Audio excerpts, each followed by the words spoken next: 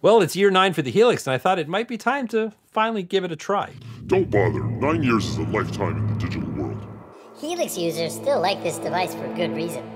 Newer products have passed the Helix in capability.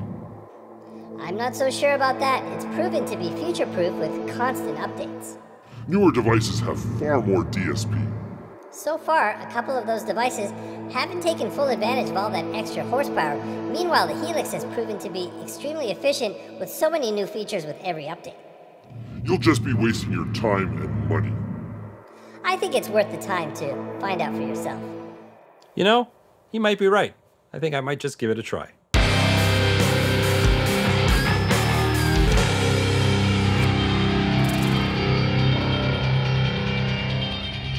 Don't bother. 9 years is a lifetime in the digital world. I'm not so sure about that. It's proven to be future-proof with constant updates.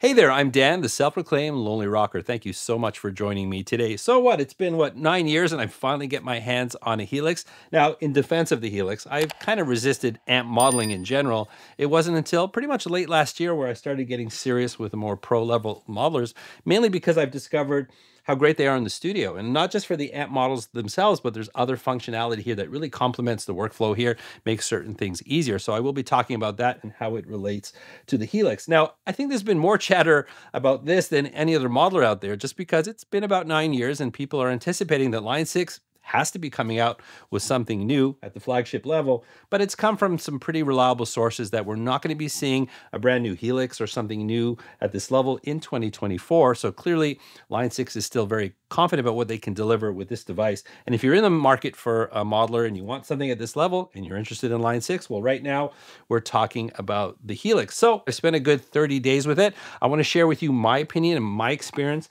on using this device. And do I think it's still worth your hard-earned dollars in 2024? Well, let's jump in and find out.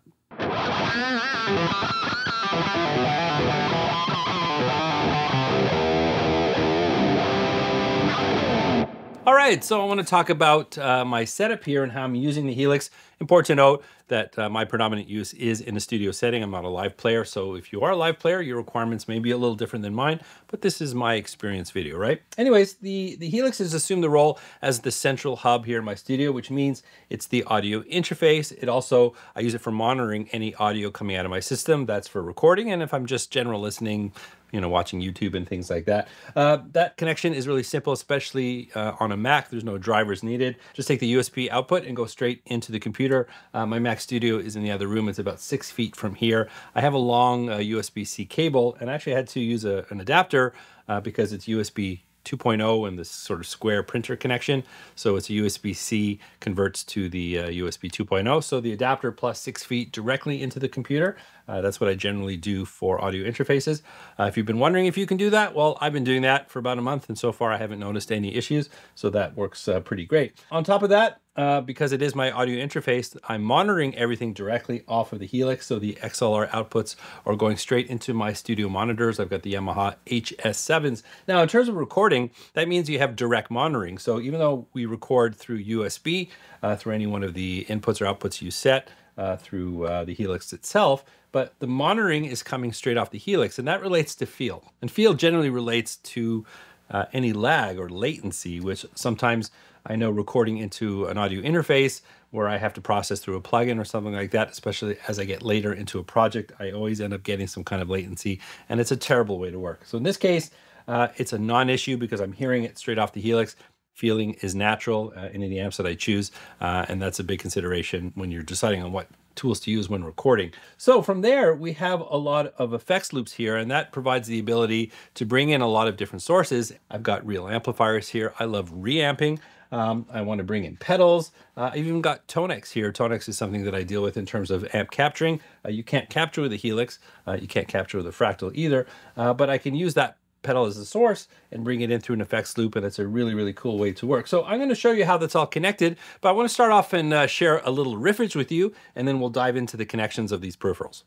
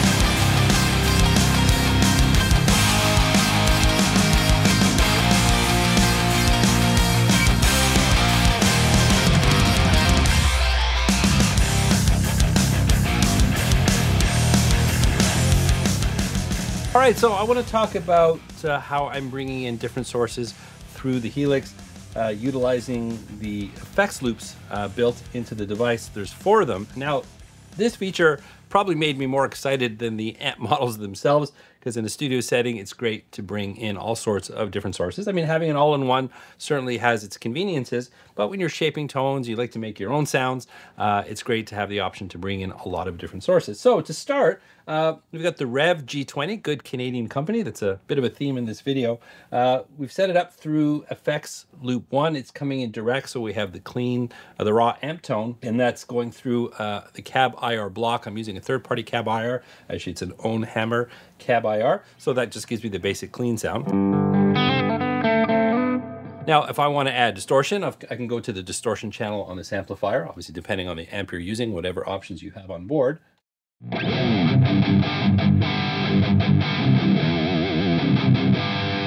So that gives me an option in terms of different tones from the amplifier itself. Now, from there, I can start building on that. Obviously, we can add pedals to an amplifier. Now, we can do it old school, and we can just plug a pedal directly into the amp, but the beauty of having all the effects loops in the Helix is we can keep those things independent. So another good Canadian company, Empress Effects. I've got the Empress Heavy Menace. That's coming in through the effects loop number 3. So again, we're starting with that clean sound from the Rev. Now I can add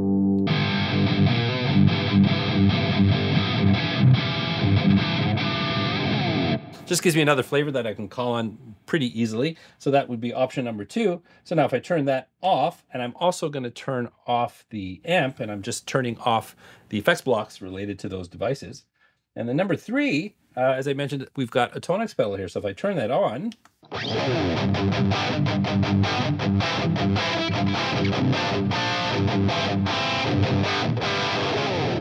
so I do a lot of amp modeling, as they call tone models, through Tonex, and I can load all of those amplifiers on the Tonex pedal. Those have no cabinets, and I can call them up with the Tonex pedal that's coming into FX loop number 4.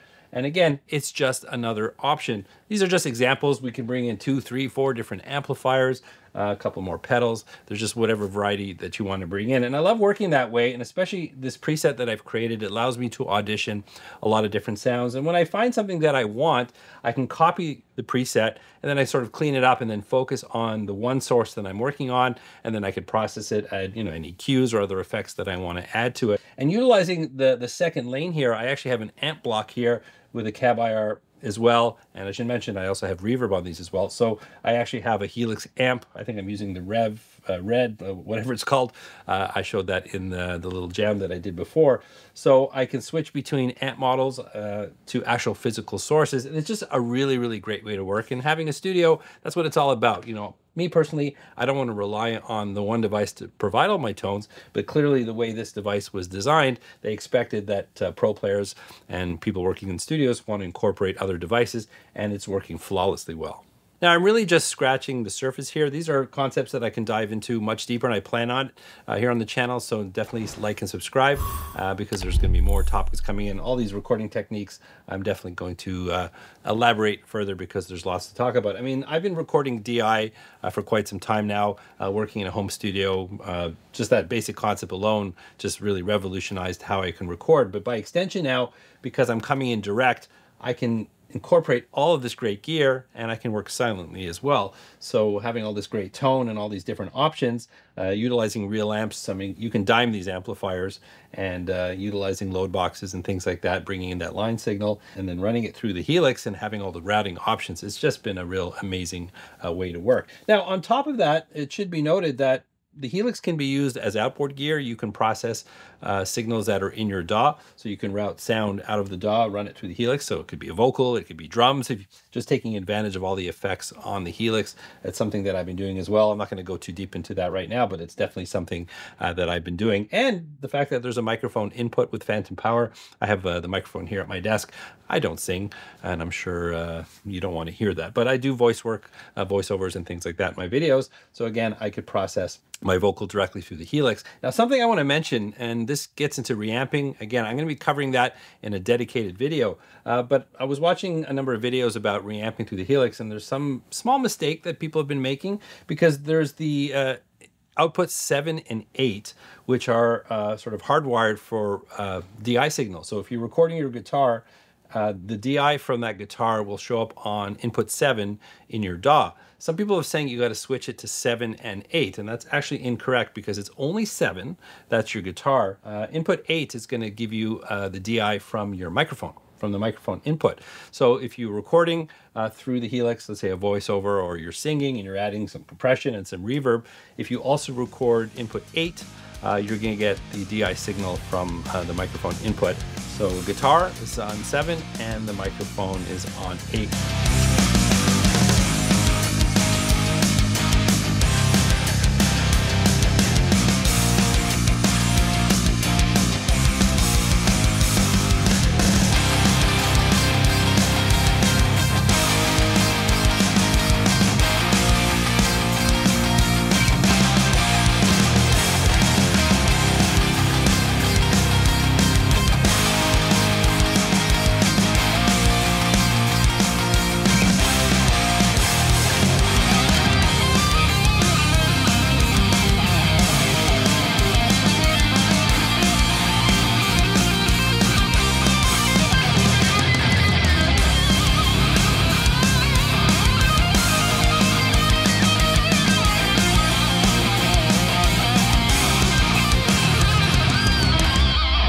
So after using the Helix for 30 days, what do I honestly feel about it? Now, coming in at version 3.7, I missed a lot of the growth of this device, but the benefit is I'm walking into a very complete package here. There's no shortage of amplifiers and cabinets, and just it's very, very feature rich. I've already demonstrated the benefits out of the I/O and how it's really enhancing my studio experience. But something that I should mention is it's quite easy to use. Now, this is not a comparison video. I actually did a similar video like this on the FM9. And I think one of the big differences between the two is there is a deeper learning curve on the FM9. Now, that's kind of by design. You can watch that video if you want to know why I think that. But the Helix is just, it just kind of works. You know, it's almost like a Mac to a PC kind of comparison where things just seem to be where they need to be. I talk a lot about the signal routing, but it's one thing to have it, but being able to access it and be able to route the audio where you want. I just find it very intuitive, very, very easy to follow. Literally the first day I started messing around with it, I got things working. I was able to bring in amps. I know with the FM9, it took me a few days to really kind of wrap my head around that. So if you just want to get in and start working faster and not worry about the really deep technical stuff, I just find that the Helix was just a lot easier to get started. And that doesn't shortchange it either. You know, it's so easy, but it can't do this, it can't do that. It's very feature rich. I've just been able to get to do the things that I wanted to do pretty quickly.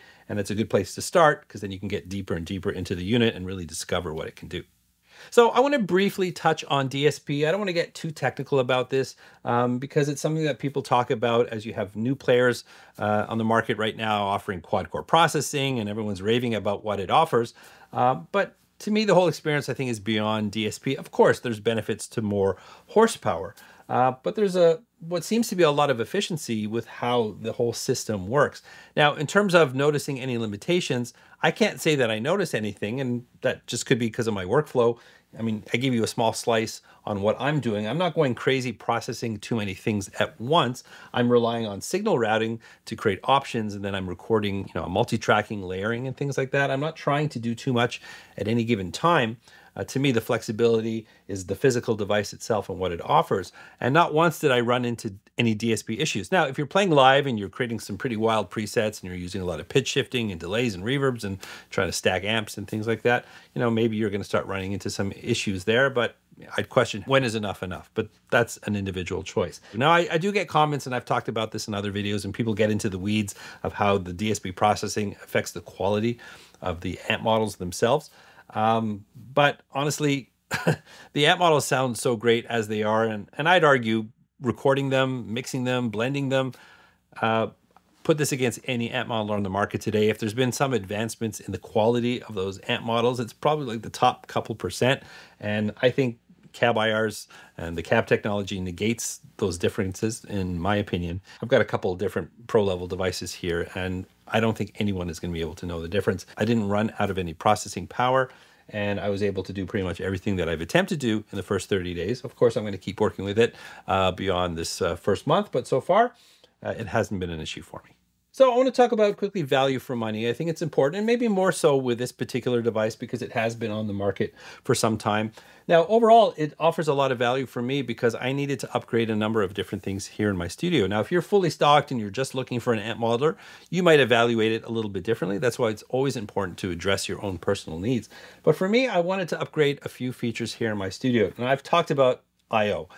That was a big thing for me, just having a better way to bring in different devices. Reamping is a big part of my workflow here, and this has vastly improved how I was doing it before. I love being able to bring in the pedals and keep everything independent. It's just a great way to work. So the I/O capability was just a big upgrade here in my studio, and that's independent of the amp modeling technology. That's the actual physical device. Of course, having the amp modeler with the cab IRs, the ability to load third-party cab IRs, and all the effects built in here. It's basically becomes outboard gear because, as I've said, you can route sound from your DAW through this, process it. It could be vocals, it could be drums, whatever you want. So again, it's just another device that works independently of the whole modeling side of this thing. You know, the audio interface, as I mentioned, having onboard signal processing, whether I'm recording guitars, bass guitars, and even vocals. You've got a built-in mic input with phantom power.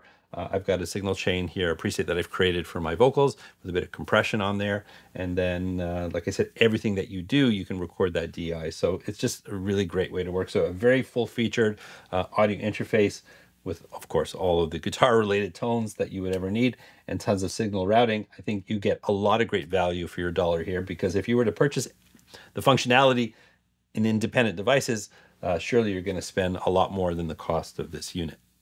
Now, I don't want to be guilty of just heaping praise on the Helix. There are some things that I wish were maybe a little bit better and perhaps something we could look forward to in a newer device. Funny, I didn't make reference to the size of the device because I hear some people complaining that, well, you know, it's too big because some of the newer devices are this much smaller. I mean, really, these things have replaced you having to carry these things to a gig. And if we're talking about a few inches on a floorboard here, honestly, how small does it need to be? I actually like having it a little bit bigger. But I assume if it gets a bit smaller, that might come at the cost of some of the I/O, which I really love. So unless they figure out how to pack it all in. But anyways, some of the, we'll call it some of the cons, things that maybe I'd like to see improved in future versions of a Helix or another device, is if this is taking over my studio as the audio interface, it only has one mic input. I do have my other audio interface here in case I need to plug in a few other things, but I'd like to use this as my standalone device and not have to rely on other equipment. It would be nice to have perhaps a second input. It's a little bit of a limitation.